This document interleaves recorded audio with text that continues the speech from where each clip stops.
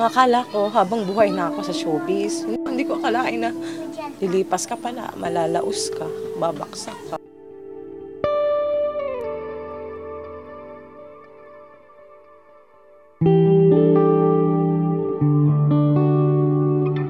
Hindi mo naman maibabalik yung nakaraan eh. Hindi mo naman maibabalik yun eh.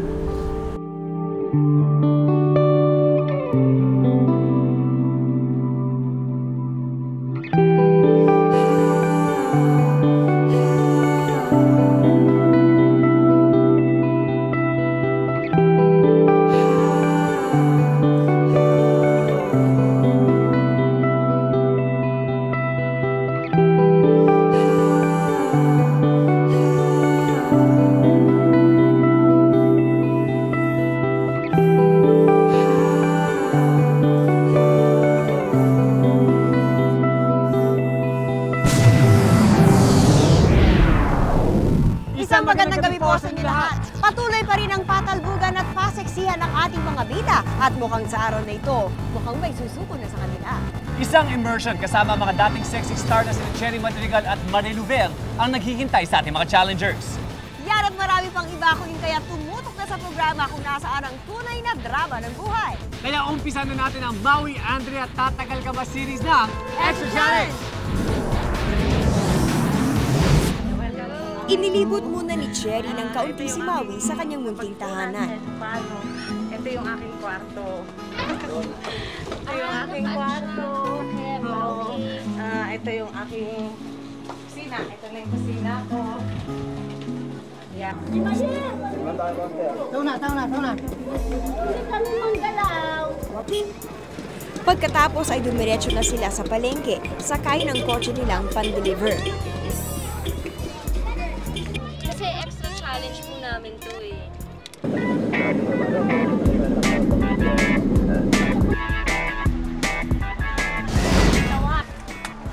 Kami mamimili Okay, ngayon dito na ho kami sa Balintawak Market.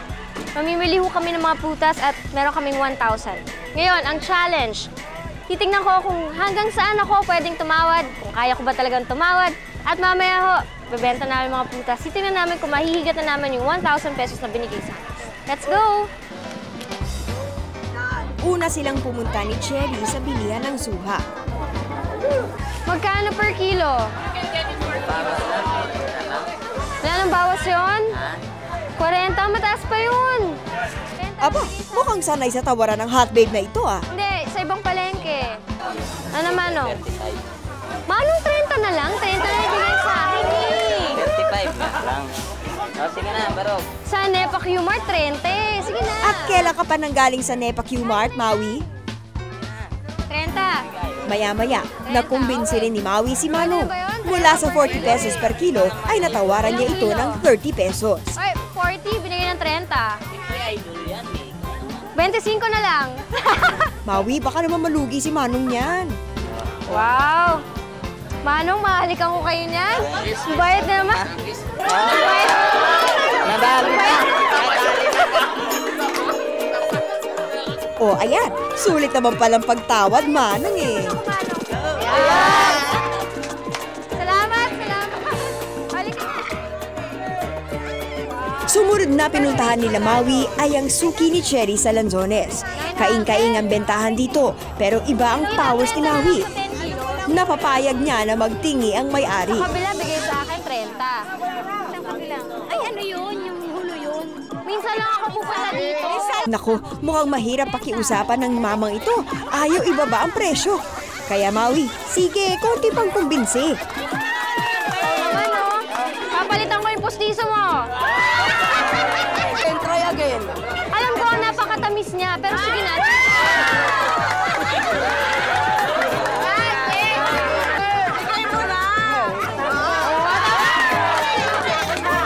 Ibigay din pala eh. Ikaw ang hirap mo ha, bibigay ka rin pala. I guess I used my charm more than anything kasi I kept telling them na, oh, ngayon na lang naman ako pumunta dito eh. So, pagbigyan nyo na ako. Sige na. Ganda talaga ni Maui, no? Kaya, di ba, halos magka-holding hands tayo. Ganyan. ganyan sa paligid. Salamat. Namili Bumili na rin sila ng iba pang prutas. Umabot ng 165 pesos ang tinawad ni Maui sa lahat ng prutas. Di pa kasama dyan ang mga dagdag at libreng prutas. Siyempre, saan pa ba mapupunta ang mga pinamili nila kundi sa mga suki naman ni Cherry, kung saan dito sa taping ng Narito Ang Puso Ko. Tinatanong nila kung matamis ko daw. Siyempre, ako nagbebenta. Joke, joke, joke. Good afternoon. Hi. It's me. You didn't see me. Magkano bang kilo niya? 70 per kilo po. 70. Presyo yung ginto pa na ngayon. Sones naman. Sones, 2 kilo rin. Tito Ed, ubusin niyo isang plastic. 5 kilos. 5 kilos Ilang yan. kilo ba ito? 5. Naku, hindi lang pala magaling makipagtawaran, kundi expert din sa sales talk si Maui. At may libre pang tips, ha? Ibaon mo para mahinaw mo. Pati staff and crew ay hindi nakaligtas kay Maui. Na-experience niya yung hirap na talagang pag nalaos ka na, talagang eto na yung time na kailangan, wala ka ng choice na kailangan talagang makipagsapalaran ka na lang sa mundo, sa buhay. My God, sa taping, parang paano kaya, iniisip ko na paano ko bebentahan yung mga tao. Medyo kinabahan ako. Okay, so all in all, naka 1.5 po kami. Ayan. Siguro tatry pa namin magbenta pag may nakasalubong kami sa kalye. Ano nga bang pagkakaiba ng buhay ng isang sikat na artista at ng isang nakalimutan na?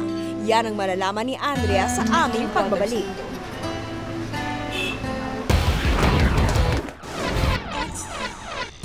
Gusto mo bang manalo ng 50,000 pesos? Sali na sa Extra Texters Challenge! Sino mananalo sa ating mga challengers? A. Maui. B. Andrea. C. Pareho. To answer, text extra, space, letra ng sagot mo, at isend sa 4627 o 2364.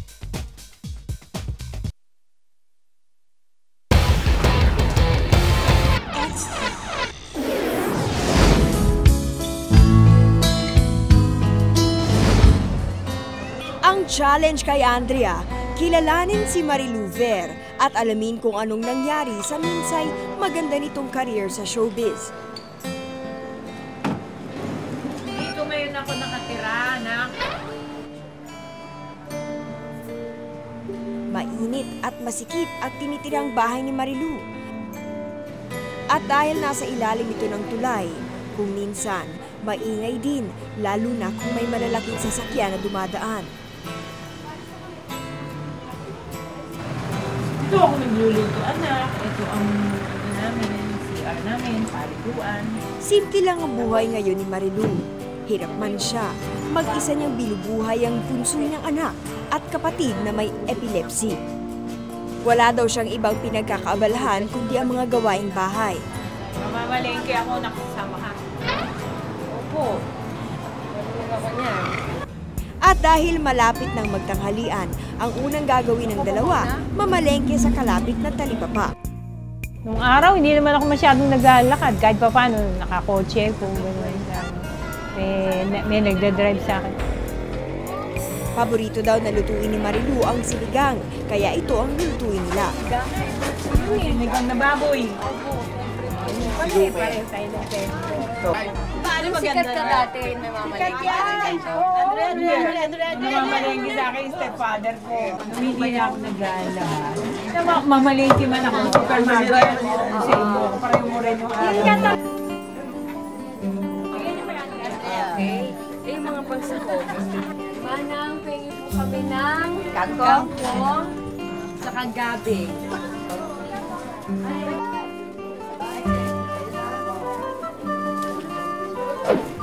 Pagkatapos na mamalengke, magluluto naman sila ngayon.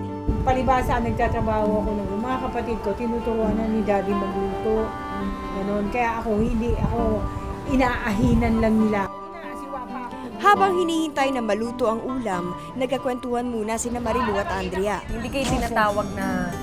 Bolisan nung araw na yun. Anong Actually, nararamdaman hindi naman niyo? ako. Wala, sabi ko, may ipapakita naman ako. Ayun. Kung ikaw na, may pinakikita, di ba? Oo, di ba? Basta may ipakikita ka, okay lang. Halos magkatulad din pala ang naging takbo ng career ni Marilu at Andrea. Pareho sila nag-umpisa bilang mga wholesome actress, pero nang mauso ang bold at sexy films, pareho nila itong pinasok at sinubukan. Pagkatapos na magkakwentuhan, oras na para naman kumain.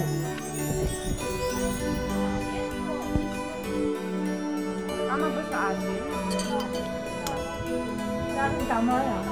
Tama. Meron kayong nagustuhan na kalab din nyo noon? Wala. Wala? Hindi kayo Wala kasi nagpo-fall? Kinukot ko yung pag nag-shooting kami o may love scene kami. Inano ko, trabaho lang to. Ikaw, na-inlove ka. Hindi po ako nai-inlove. I get attracted. Siyempre, nag-crush ako. Pero hanggang doon lang yun. Oo, ako rin, gano'n. May mga issue na babasa nyo ngayon na ganun din dati. Anong mga nag-iba na lang? Ganun din, wala naman Walang pinagkaiba, no? Pero ngayon, mas Malala. malala. Ang mga nakasulat, no? Inaano ko na lang, hindi naman totoo yan. Ano rin yan, good or bad publicity pa rin yun, di ba? Pagkakain, si Carol naman ngayon ang kailangang asikasuhin ni Andrea. 43 years old na siya. Ipinanganak siyang may epilepsy at may asthma of the skin. Dahil sa kalagayan ng ito, kay Marilu na siya dumidepende.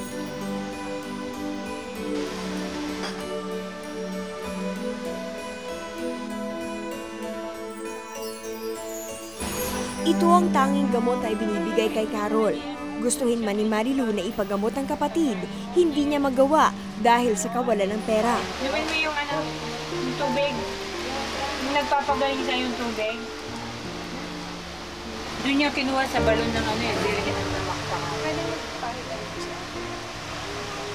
pwede din, pero kailangan ng himalaan talaga Birhen ng namakpakan. Yun yung pinainom ko. Twice ko lang siya pinainom.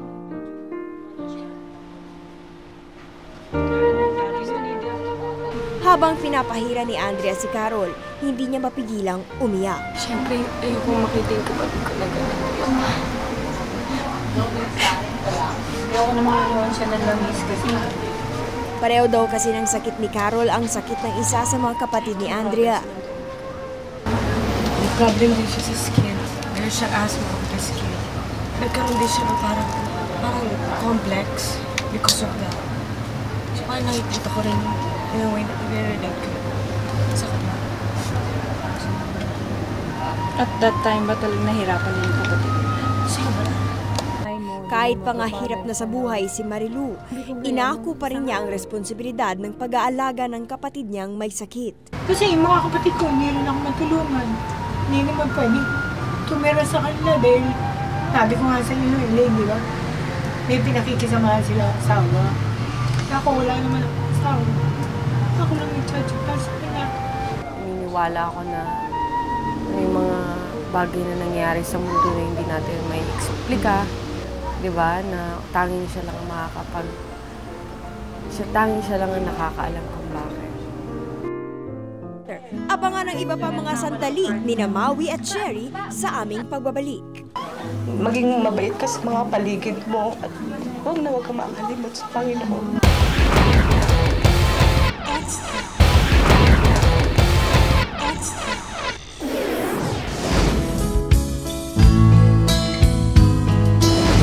Medyo matumal ang benta ng prutas sa taping, kaya itong si Maui naisipang magbenta sa mataong lugar. Pumwesto na si Maui sa labas ng palengke. Maya-maya pa, eto na, nakaamoy na ang mga tao. They were caught unaware. So pagbaba namin, masaya kasi in 5 minutes, imagine, ubos yung benta mo.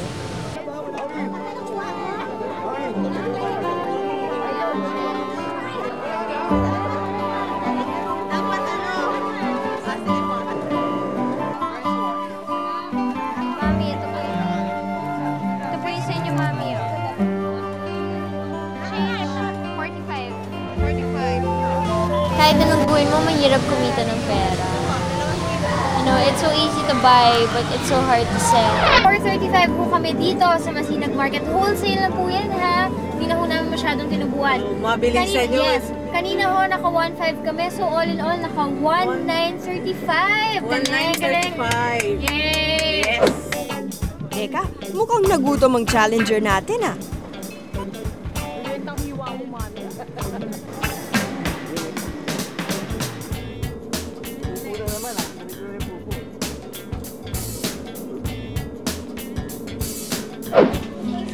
Pagdating sa bahay ni na Cherry, nagkwentuhan pa ang dalawa. Hindi na iwasan ni Maui na magtanong sa sinapit ni Cherry. During the times that you felt so alone, wala po kayong wala pong nag-a-advise sa inyo. Hindi po kayo nagsisik help from anyone. Ngayon ko na lang naalala yung sinabi sa akin ng mama ko na sana raw ginamit ko yung isip ko. Sana raw habang sikat ako, sinamantala ko. Sana raw ginawa ko ang lahat na makapag-ipon ako habang kailangan ako ng mga tao. Ano na yung mga dreams or wishes niyo sa buhay? Ako, wish ko sana hindi na para sa akin. Hindi na ako nag-wish para sa akin. Ang wish ko mapagtapos ko sila ng mga anak ko. Makapagtapos sila ng pag-aaral at sana mabigyan pa ako ni Lord ng mahabang buhay para sa kanila. Yung saying na parang life is like a ball. Sometimes you're up and sometimes you're down. It applies. Parang nafe-feel ko talaga lahat kahapon. Parang kawawa naman ang mga taong to na naghihirap magkayod for money. Bago naghiwalay sina Cherry at Maui, iniwan muna ni Cherry ang isang mahalagang paalala kay Maui. Huwag kang magbabago kung ano ka. Maging mabait ka sa mga paligid mo at huwag kang makakalimot sa Panginoon. Kasi yun yung guide natin eh. Yan ang magbibigay sa'yo ng peace of mind.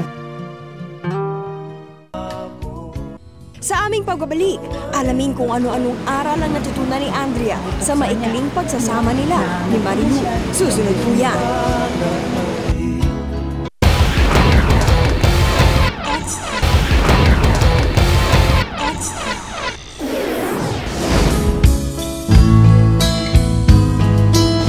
Ito ang kaisa-isang larawan ni Marilu sa buong bahay.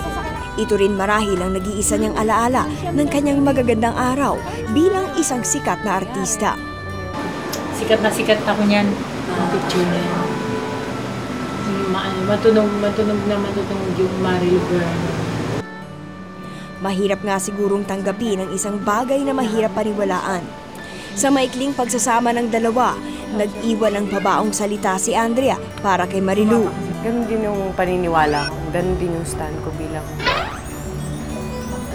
tao. Bilang artista, gano'n. And mahal ko rin yung kinamulatan kong career. And I think kung kayo din, ganun din yung nasa puso ninyo, siguro kahit papaano hindi rin, siguro mabibigyan din kayo ng chance na kahit papaano makabalik kayo dun sa kung ano talagang mahal ninyo at kung ano yung talagang gusto ninyo gawin. Siguro gagawa talaga ang Diyos na mapabalik kayo. Pero bago sila tuluyang magpaalam sa isa't isa, may isang lugar pa daw silang papasyalan.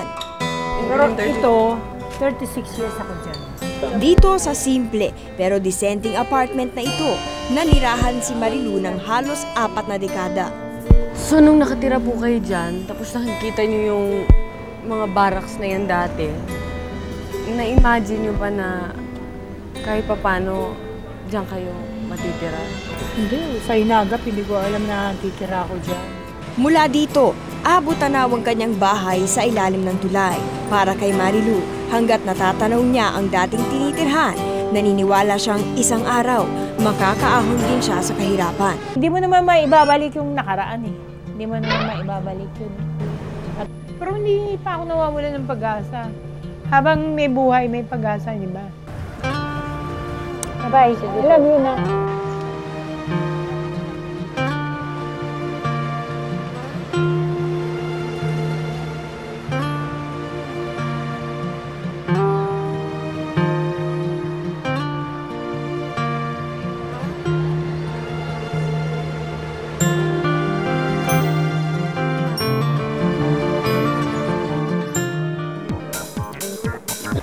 Tabang ang hugas. Paano kung ang dating makinis na balat ay kumulubot na? Paano kung ang kaseksihan ay mawala na? Paano kung mag-iba na ang itsura ni Maui at Andrea? Lingunin niyo pa kaya sila? Kailangan ko na ng tulong. Ano pa? Bagay. Pag ganyan nagsisidus sa'yo, di ba? Honey, let's do the boogie-woogie.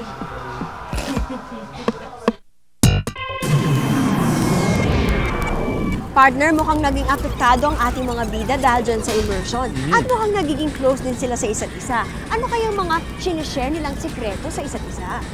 Yan ang malalaman natin bukas. At ano kaya mangyayari kapag pinagbihis namin at pinag-makeup sila na parang matatanda? Parang makihalubilo sa kalsada. Makilala kaya sila? Dahil dito sa Extra Extra, kahit sino pwedeng maging bida, kung sa tingin nyo ikain yung aming hamon, huwag palalabasin ang pagkakataon. Ako po si Miriam Kiambao. Magkita-kita ulit tayo bukas sa parehong oras pagkatapos ng front page. Dito lang sa programa kung nasaan ang tunay na drama ng buhay. Mula dito sa Holiday Inn, Galleria, Manila. Ako po si Paolo Bejones. Kami ni mga kapuso dito sa GMA at ito ang Maui Andrea Tatagal Ka Ba series ng Extra Challenge!